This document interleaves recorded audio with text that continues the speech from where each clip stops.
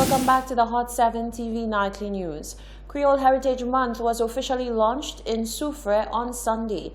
The event, a collaboration between the FRC and Event St. Lucia, brought together people from near and far to signal the start of an immersion in Creole culture. A wide variety of cultural activities were held, giving patrons an idea of what to expect for the 2019 Creole Heritage Month calendar of events. Jacques Wooding tells us more. Today we're at the launch of Journée Creole, Creole Month October in St. Lucia, and we're here with a very interesting group of people who decided to switch things up today. Every day they dress like men, and today we're here with some beautiful young women. Yeah, that's girls from the lane, girls from the lane. Well, how do you want to be a cosabi? So they say, "Où Journée Creole?" Et nous décide pour habiller comme femme, bis tous les jours habiller comme homme, et donc nous décide pour habiller comme femme. Vous checkez, ok. C'est la première fois que je habille comme femme sur mon bail short. Mais ça va bail Creole là. Oui, oui. Nous fil bail Creole, nous fil bail Creole là. Bon homme là derrière là. Well, c'est moi ouais bail Journée Creole là mais moi toujours habillé comme femme bail. Oui. Bon femme là. All the modest prepare because I do my MFA. So all the modest prepare today. It's early. Mais moi papi, attends, moi papi là, papi dis nous philosophe. Well, magadou, petit groupe ça au Kawela, c'est nous qui bota piano. C'est nous qui bota piano. C'est nous qui amène all mass à Soufrière. Ni pour carnaval, ni pour Creole. Et toute activité qui a pour Soufrière, c'est nous bota piano.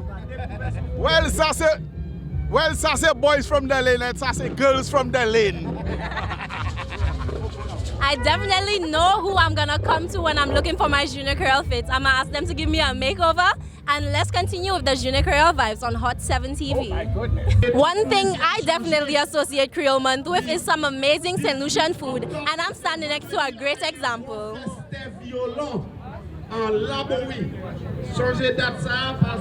I spoke about amazing food, and one person we found here at the launch of Journée Creole 2019 was Miss Agnes Francis from Event St. Lucia. Miss Agnes Francis, how are you enjoying your beautiful lobster today? The lobster, it's amazing. It's delicious. I think it's Elise's booth. And the food here is fantastic. So far I've had sardine roti, I've had labi, and I've had octopus, chatu. Journée Creole for me is one of my favorite times of year. I love our Creole culture. To me, that's what expresses who we are as a St. Lucian people. And to me, it also heralds in the Christmas season. So Journée Creole for me is one of the highlights of the year. Not just the food, the music, the dance, and just a general celebration and everybody being people as one. We're here as one person, as one people. And to me, there's nothing beats that. Now, one thing I'm good at is finding some good lobby, and let me tell you, down here in Soufrière, I know just who to go to. Yes, I have the lobby. It's $25 a bowl. Very delicious and very tasty, I must say. So what's on your menu today, basically? Well, I have lobby, roast pork, grilled snapper.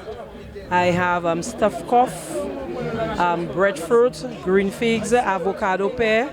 I have smoked herring, saltfish, and I have a steamed snapper as well. Yeah. So we could definitely look out for all these dishes from you on Journée Creole itself. Yes, definitely. I must say, definitely. Now we're getting a bit more into the Creole vibes. We're looking at our coal pots, our traditionally prepared food, and we came to just the right booth to do that. I'm Miss Felicia. I'm Felicia. Felicia, dis nous qui ça on est aujourd'hui? Money labi, money chatu, money cough, money uma, Qui ça on est encore? money Bon, on est sardine roti ya? money sardine roti, money awaso, money lamoui, zaboka, poisson roti. Congélateur de café.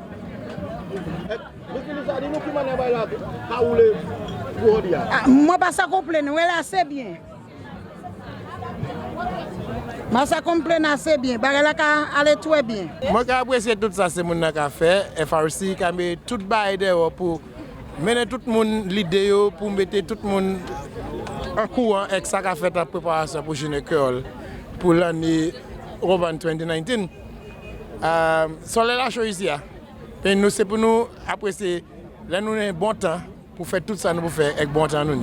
So Journée Créole in preparation or launching in Soufrière is going on very good. The fringe activities around the main stage, pretty well organized. Just that I would prefer a good sound system to bring in everything into one. So those persons who are not too close to the stage could have been able to, you know, get a better appreciation of everything that's happening. But there's good food, good entertainment. There is, I could see, it's a one love thing with all the vendors and everything. The setup is good. It's just like you have a Journée Créole in Soufrière before Journée Créole. So it's all good, and hats off to the FRC and to the Soufrière Development Foundation. I believe they're the ones with this thing, and all the vendors and all the people there, you know. Hats off. I think it's wonderful. I think Soufrière, with the new facilities that they have, provided an excellent venue for the staging of the event today. We've been extremely pleased with the organizational setup by the Soufrière Regional Foundation, and we want to continue to commend them to continue to develop this community, which is really the tourism capital of St. Lucia.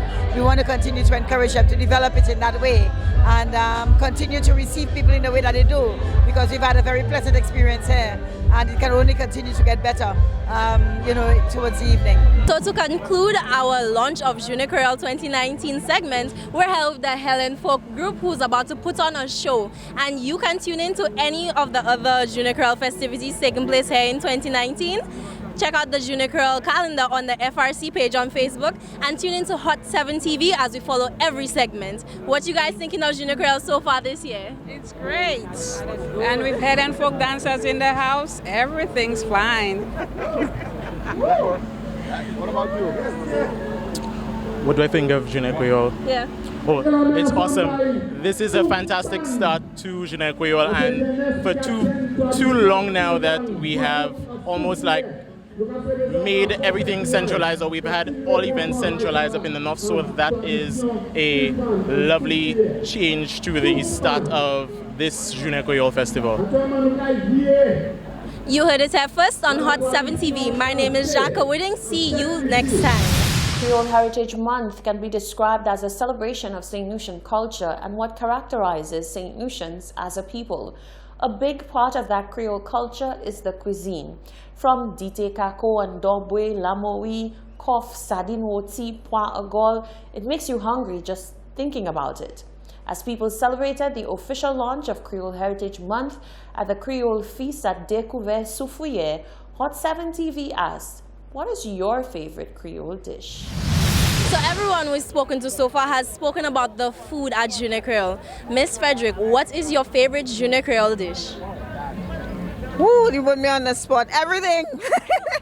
I believe my favorite Journée Créole dish is, I would have to say, breadfruit and saltfish. So far, Soufrière has been amazing from the start of the day. The Serenal in the Sulphur Spring was just absolutely amazing. The energy of the people here in Soufrière has been fantastic, in keeping with the very essence of us as Creole people, very colorful and very flamboyant and very expressive.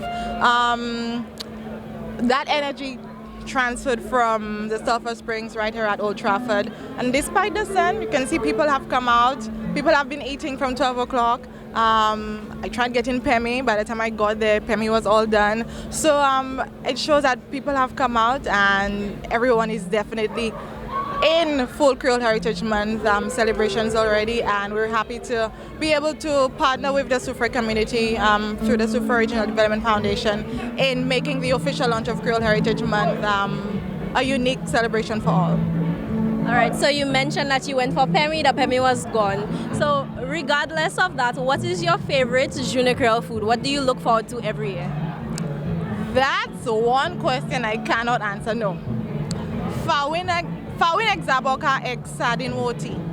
That was my ultimate favorite. So especially when it's served in a calabash bowl, like my breakfast was served this morning at Sulphur Springs. So I think that's my all-time favorite. Once I have my roasted sardine with my farine and avocado, I'm good. Mais in plusieurs différents manger au ça quand cette dessinée plusieurs différents manger.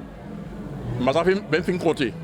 Mais ça moi me content c'est est-ce que banja et puis Jol cochon. C'est ça moi même. Bon, c'est nous pas content banja commencer bon novembre.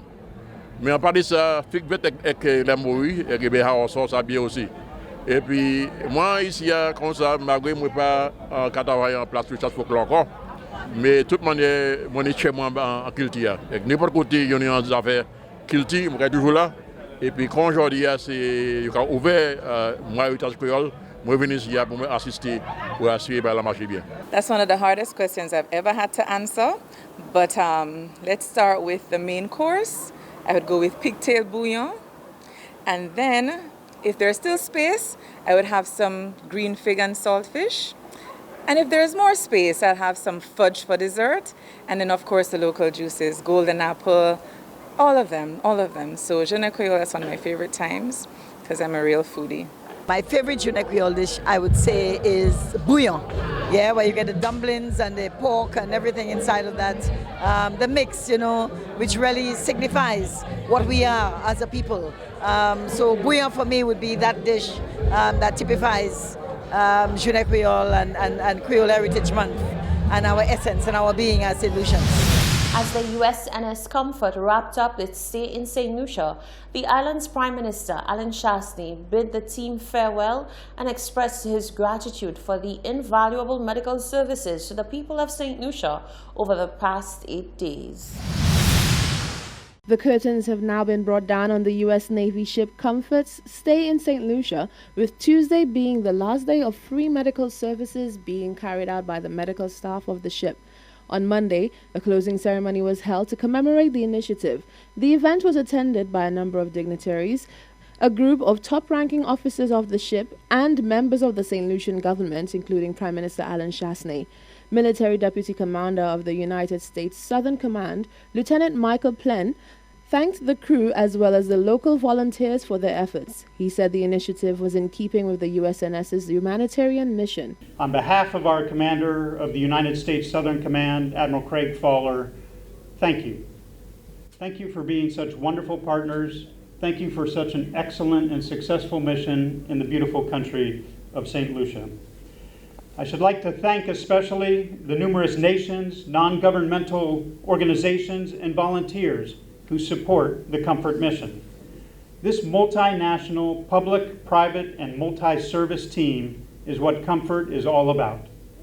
Friends and partners working side by side to build a stronger neighborhood together. Comfort is one of the many ways United States Southern Command is strengthening partnerships with St. Lucia and our Caribbean neighbors. Together, we're working to build a more resilient and secure neighborhood, a goal we've long shared. The pillars of the former U.S. Naval Air Station that to this day mark the entrance to Rodney Bay are a reminder of our shared commitment to security and stability throughout the region, and attest to the historic role St. Lucia played nearly 80 years ago in protecting the democratic future of our hemisphere when evil forces sought to defeat us all. We were resilient then, as we are now, to whatever challenges may face us. Prime Minister Alan Chasney expressed gratitude towards the crew of the USNS for their humanitarian efforts on behalf of the government and people of St. Lucia. On behalf of the government and the people of St. Lucia, I would like to officially welcome the team from the USNS humanitarian mission to St. Lucia. I understand, due to your very busy schedules, that you did not get to enjoy some of the sights and taste some of the flavors of St. Lucia, and I'm hoping that we'll be able to encourage you sometime soon to come back and enjoy. I've been out of state on official government business. In fact, I've just returned from the United Nations, where we've been fighting another battle, which is the climate change issue that we're having to deal with in our region. We're all suffering a little bit of it today, and we can see a storm 500 miles away still has an impact on our coast. And this historic collaboration between St. Lucia and the United States of America serves to strengthen the U.S. engagement in the region under the health pillar of the U.S. Caribbean 2020 strategy. The PM indicated that the experience has inspired him to push even harder to bring order to the state of the island's healthcare system. Probably 4,500 people that got to obtain medical attention that, from their perspective, it's amazing, you know, and unfortunately there are probably a lot more people in St. Lucia who would have liked to have gotten the treatment who didn't. So a couple of things that I'm leaving with here is more motivated than I was ever before to introduce our healthcare plan for this country. And the backbone of that healthcare plan is the healthcare insurance. Too many people are not able to go to the doctor. Now that hurts us in a couple of ways. One, in terms of being able to have a baseline of information, right? We don't have it. We have to be honest with ourselves because there are a lot of people who are currently not going to the doctor. And so we don't have proper records in terms of what their state is. So when we are introducing policy, it's the best guess that we have. And some of those guesses are very good. We understand about non-communicable diseases. But in fact, we know what a non-communicable disease is. We know how to be able to test for it. And we know how, in most parts, to be able to solve the problem. Over 4,500 St. Lucians received medical treatment during the local leg of the USNS's mission. Reporting for Hot 7 News, I'm Rochelle Gonzalez. This is the Hot 7 TV Nightly News. Tennyson Glasgow is up next with all the sporting action.